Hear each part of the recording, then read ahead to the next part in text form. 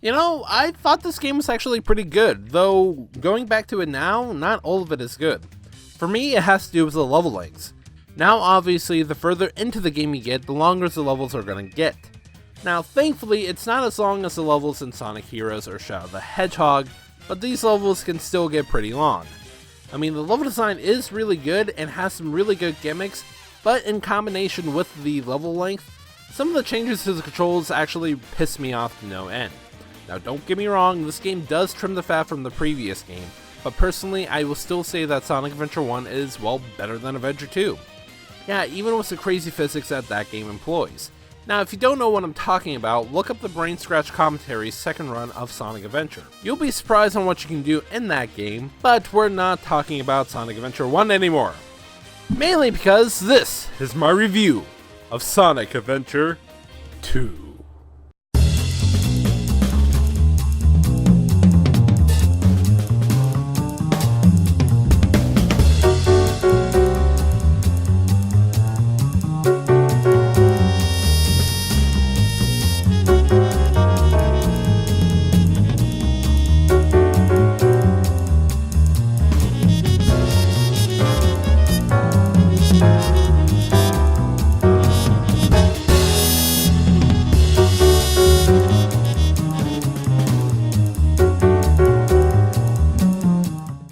I'm going to be skipping the story because it's something that I've never paid attention to. Even when I first got the GameCube version a long time ago, I just didn't really care about it. Though when I get to Sonic X, I'll talk about it then.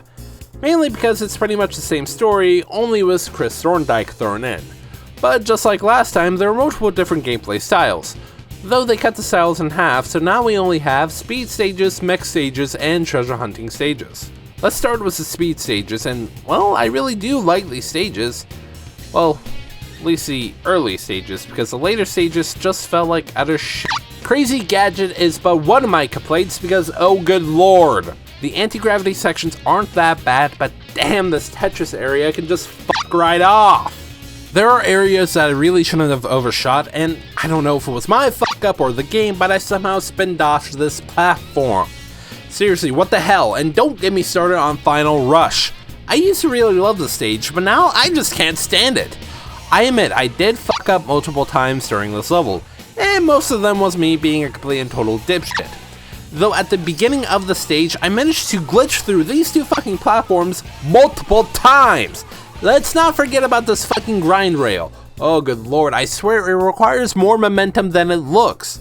In previous playthroughs, I ran up the clock thanks to this fucking thing. I'm trying a lot of shit to get my speed up, but nope! Life just wants to kick me when I'm already really fucking down. The worst of the Sonic stages has to be Pyramid Cave. I think it's just my luck that screwed me over in the stage, but everything just kicked the shit out of me. This stage has a time gimmick, which a majority of the sections aren't that bad, but the worst part has to be here. It has to do with these fucking ghosts because they do not stop fucking chasing you, and with horrible luck you'll run out of time. Now listen here, fuck nugget, I ain't assembling the Shrine of the Silver Monkey, so just let me go!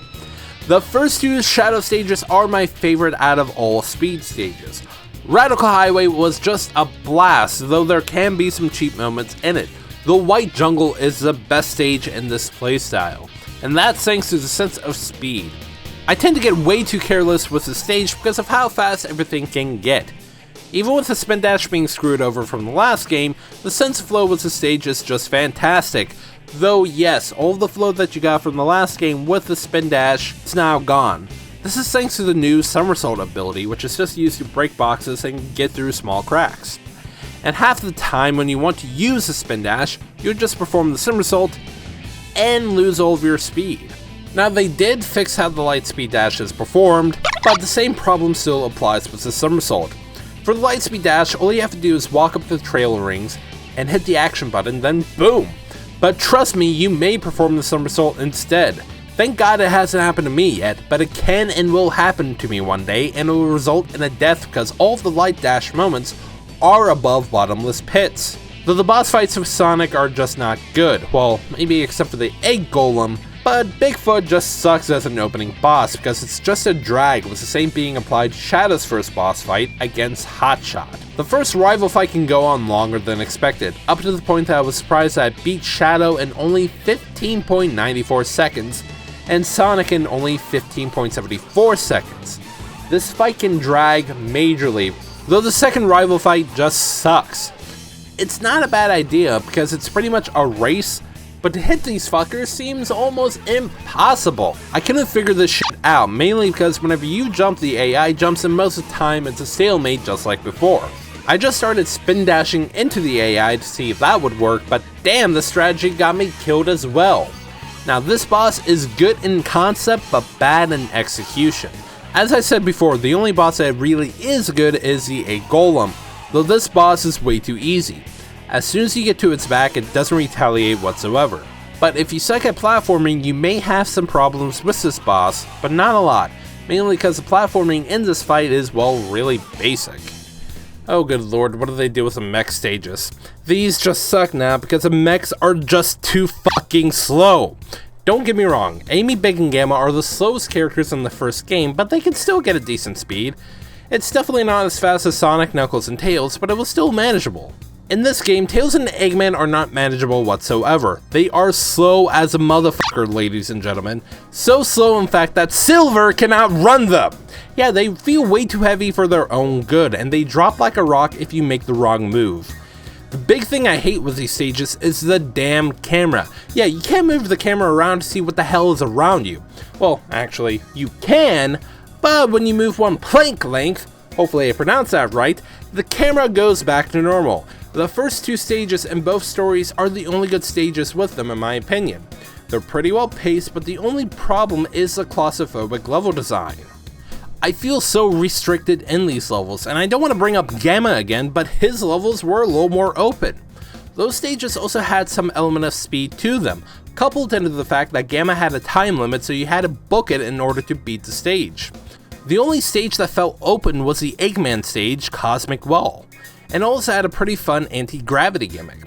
Using the boost will actually make Eggman float for a little bit. The rival fights just suck, they just really fucking suck. I feel like I just got lucky with the second fight in the hero story, that it didn't take me more than 2 times to beat it.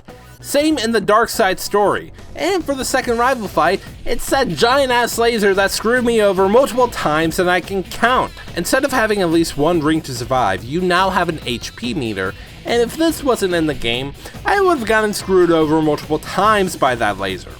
Both rival fights in this playstyle are just slogs and can be chucked up to luck to actually win.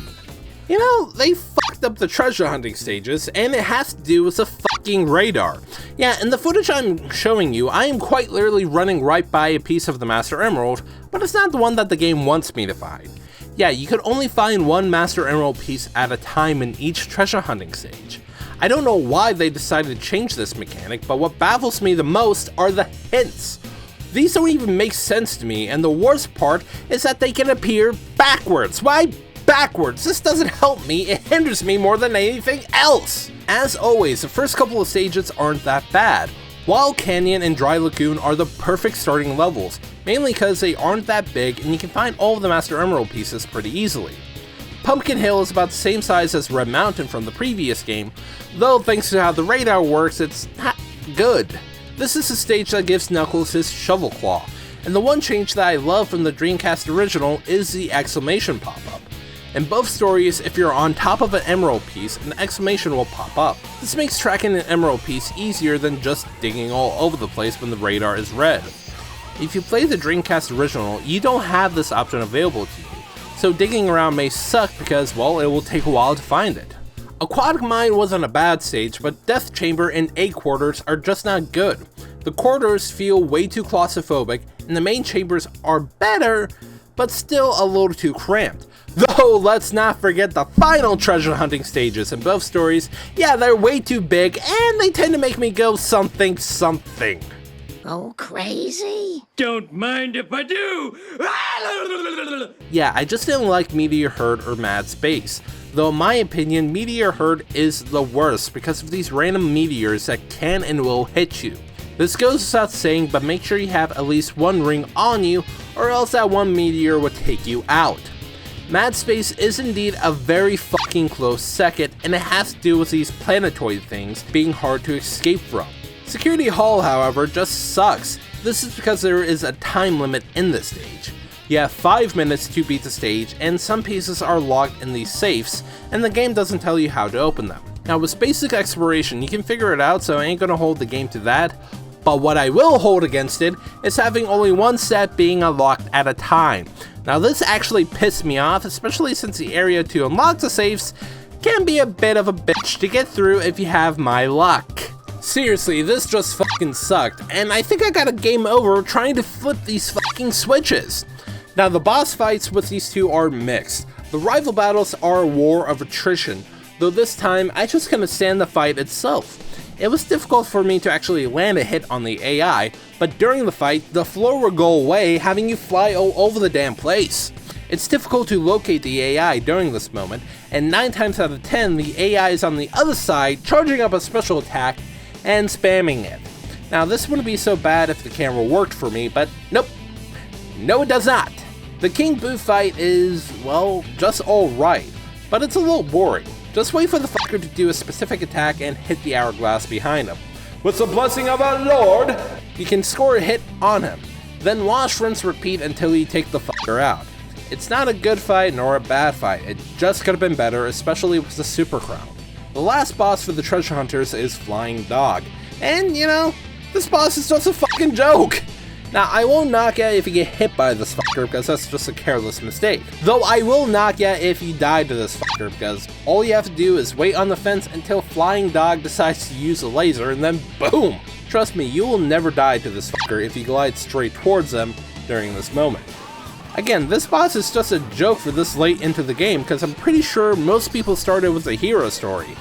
Even if they didn't, Flying Dog should have been earlier in the Dark Side story. I was heavily worried about this part in the game. Just like last time in the next 3 games in the eventual formula, there's a final story segment to end off the game. Now when I was younger, I fucking sucked at this stage, and now I think it's a little too hectic. First up is Tails and Eggman, though out of the two, Eggman has the worst out of them all. For Tails, the only part that can go die in a hole is this segment, where you have to glide down and unlock this door. I just hate it because one fuck up can kill ya if you ain't careful. Even if you are careful, the enemy behind the door may get a cheap shot on ya, which almost happened to me. The only reason why I hate Eggman's section is all these fucking blocks. I just hate the timing with these things, because I always have shitty luck. Ridge's segment is fine, but trying to get past this puzzle with the moving blocks was a little difficult. Well, at least for me, because I couldn't figure out the timing for it that well. And could someone tell me why there's a Chow key in this segment? It seems so out of place in a one-stage story. Knuckles' segment is a little tedious, only because swimming is way too slow for my liking. This screws me over in the part where you have to hit these 2 time stoppers in a row to proceed. It took me a while, but Knuckles feels so heavy that all this part did was piss me off. The last segment to the stage with Sonic wasn't as bad as I thought it was going to be. I thought it was going to be way worse, and I'm just surprised at how quick it ended. The second to last boss was actually pretty easy. It only took me 2 tries, but the first death was just me being a fucking dumbass. I ain't saying this to act superior, I'm saying it because I thought the boss was going to take me a good chunk of time to complete. You have to hit the giant light on the lizard's back to deal damage, and with the first 3 hits, you have to wait for the Bio Lizard to charge up a special attack in order to grind on its tubes. And I'm just realizing I wrote that. The second part is just surviving until these orb things appear, which are just homing attack fodder. Seriously, use them just to get to the red light on the Bio Lizard's back, and they can be a little bit annoying mainly because you may be hitting other orbs when you're close to the red light. This is only for 2 hits, mind you, until the Bio Lizard decides to change things up. And I thought this was going to be a little difficult because you're just floating helplessly until you get to the light. I think I just got lucky because I went straight to the red light and landed the final blow. Frankly, this was pretty pathetic. Then again, I may have just gotten majorly lucky. Though the final boss was just really fucking fun. It's a rematch against the Bio Lizard, but with Sonic and Shadow and their super states. You have to dodge lasers and random orbs to deal damage to the fucker. It's fast-paced fun in my opinion, though the last 2 hits can get a little too chaotic for my liking. You have the lasers on full blast, and the only way the orbs can hit you is when Sonic or Shadow are close by. The fucking worst part about this fight is that one hit will send you all the way back to the start. I also wish it was clearer with the swap mechanic. You swap between the two each time you land a hit, but if you need to swap because you can't land the hit and are running out of rings, you have to fly past the bio lizard. I feel like that could have been explained better, but I think the swapping could have been handled better as well. Most of the time, if you're not landing the hit, it means you can't get close to the lizard at all. Though besides that, this was still a fun boss fight. Multiplayer makes its return, and for the most part, it's pretty fun. Not only are the story characters playable, but Amy, Metal Sonic, Tikal, Chaos, and 2 Chows are now playable. Now, if you're playing this on the Dreamcast, the multiplayer will be very bare bones, and you will also have to unlock all the other characters for this mode. You only have about 5 stages for each playstyle in the Dreamcast original. Even then, the multiplayer can still be pretty fun. The first set of stages in each playstyle are the weakest out of all of them, and that's only because they tend to be pretty small. The only multiplayer stage I really hate is the grind race, only because I just hate how the grinding works. To speed up, you have to crouch, but you can easily fall off. You do have to keep your balance while crouching, and I personally suck at it, and there's no reliable way to swap rails. After the first set, all the other multiplayer stages are just single player stages with additions to accommodate 2 players. If you like the 2 kart racing stages, it's also in multiplayer, but Mario Kart and Crash Team Racing are definitely better options. I just hate how the karts handle, and drifting feels way too awkward. You have to release the gas and hold the direction you want to drift to, and hold the gas button again. Not to mention that the karts already feel way too heavy while driving like normal, but when they drift, they feel way too light. Plain and simple, I just don't like how the karts handle. The Chow races make a return, and they're pretty much the same. The new addition to the Chow Garden is the illegal Chow fights. It's pretty much how it sounds, but I've never figured out how this actually worked. The Chow Garden is there, and I don't really have an interest in it, so I'm not going to harp on it. The new models for the main characters look fine, if a little dark. Now, they only have shading and not lighting, but hey, at least they're not the human characters. Human characters in Sonic tend not to clash well with the main cast. The human characters fit in Sonic Adventure 1 and in Sonic X because they were all in the anime style.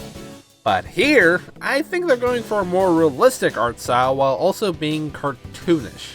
It's very weird and doesn't fit with the main crew. Now, the animation is good, but I question the use of motion capture. And I know, the animation in the last game wasn't good at all. But here, the movements themselves are good, but they don't fit the characters. They should have just animated the models by hand and not by using motion capture. For a game like Devil May Cry 3, the motion capture works because the characters are in relative proportion to the actors. Sonic and the crew are not in proportion to actual humans, so why the motion capture? The stages themselves also fall with the same problem that the character models have. Nothing in the game has any lighting to it aside from the atmosphere. Now, don't get me wrong, the game looks fine, but to be great, they just needed to add some lighting to it. Now, voice acting is great, but they fucked up the syncing to it. There are multiple occasions where characters will just talk over each other. And just like Destra from Lupin vs. Pat with his, eye holes, as soon as you notice the characters talking over each other, it's kind of distracting. Though aside from the voice acting, the music is just fantastic. I love nearly every single track in this game, and they cover a lot of genres just like the last game. And they fit every stage perfectly, and I just love them. Give them a listen if you haven't heard them already. So now, taking into account of gameplay, graphics, and sound, Sonic Adventure 2 gets a 4 out of 10. Now, this game has aged a little worse than the first adventure game in my opinion, but don't let the score fool you, because this game does indeed have some good qualities. I just don't like a lot of the late game stages because they tend to be way too long for my liking. The earlier stages can be loads of fun, but with the speed stages, the sense of flow from the last adventure game is now gone because of the somersault ability. This can and will get in your way from performing the spin dash or the lightspeed dash. The mech stages just tend to suck overall, but this has to do with the camera snapping back to where the stage progresses, and well, the speed of the mechs as well. Seriously, I could have sworn that Gamma was faster than the mechs here. Though let's not forget that in the stages with Quicksand, it's a death sentence with the mechs. It just sucks overall, but thankfully there's only 2 stages with Quicksand, though the Egg Golem fight with Eggman can suck because of that. I love treasure hunting stages, but they just suck here. Just like with the other playstyles, the levels towards the end tend to last way too long, though it's extended further with radar only letting you track one emerald piece at a time. I don't like this because it stretches out the gameplay way past where it should be. The treasure hunting stages aren't good anymore because of the emerald radar, and seriously, I will never understand why SEGA decided to nerf the radar. It sucks and it makes the later stages even longer, and because of this, I may just buy the PC port if there's a mod to have the radar act like it did. Now, I didn't put any time into the Chow Garden, but aside from the highly illegal Chow fights, it's pretty much the same from the last game. Multiplayer is pretty good, though the only thing I really hate is the kart racing. It doesn't matter if it's in multiplayer or the single player, the kart racing just sucks through and through. At this point in time, Sonic Adventure 2 is available on the SEGA Dreamcast, the Nintendo GameCube, the Sony PlayStation 3, Microsoft's Xbox 360, and the Windows PC. I personally think the first adventure game is better, even without broken physics and get in that game. But hey, this game still has some great qualities, so they're way down from the later levels, so play at your own risk.